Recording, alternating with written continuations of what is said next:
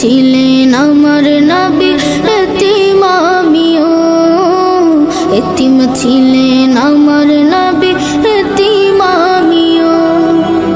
নেই বাবা মায় আমার, নেই যে বাড়ি ঘর, আমার মতো কপাল পোড়া নেই তো ভাবে আর।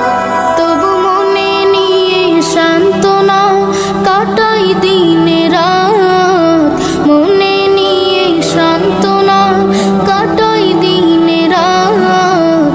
এতিম ছিলেন আমার নবী হযরত মুহাম্মদ, এতিম ছিলেন আমার